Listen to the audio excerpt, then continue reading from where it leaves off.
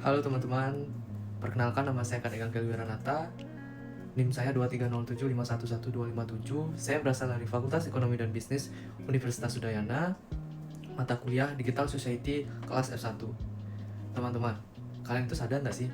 Di zaman sekarang itu hampir semua kegiatan kita itu tergantung pada yang namanya internet. Mulai dari belajar online, belanja online, nonton film, sampai juga pesan makanan atau ojek. Semua itu dilakukan lewat jaringan yang namanya internet.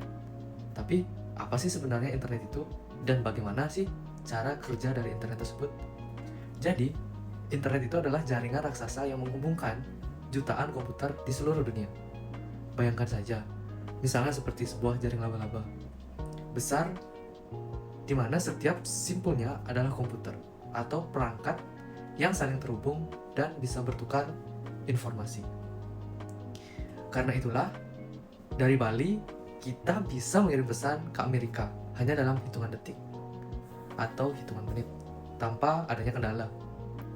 Nah, kalau kita ngomongin sejarahnya, internet ini awalnya diciptakan bukan hanya untuk hiburan semata, tetapi untuk keperluan militer Amerika Serikat pada tahun 1969 lewat proyek yang bernama ARPANET.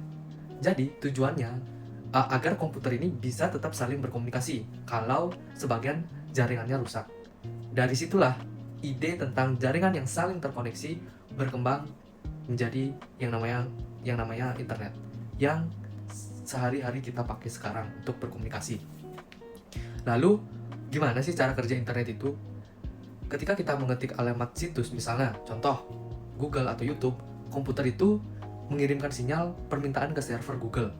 Jadi server itu lalu membalas dengan mengirimkan data berupa halaman web yang tampil di layar handphone atau komputer kita.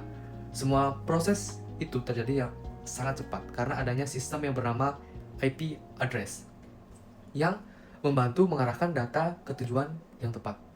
Jadi sekarang kita lihat perkembangan internet di Indonesia. Awalnya koneksi internet di Indonesia ini muncul sekitar tahun 1990-an, tapi masih terbatas di lembaga pendidikan dan pemerintahan. Namun, seiring waktu berjalan, pemerintah itu membangun proyek besar seperti yang bernama Palapa Ring yang memperluas jaringan internet sampai ke daerah-daerah terpencil atau pelosok. Jadi berkat itu, sekarang kita bisa belajar dari rumah, berbisnis online, bahkan membuat konten kreatif hanya dengan model smartphone dan kotak, seperti contohnya konten ini. Jadi teman-teman itu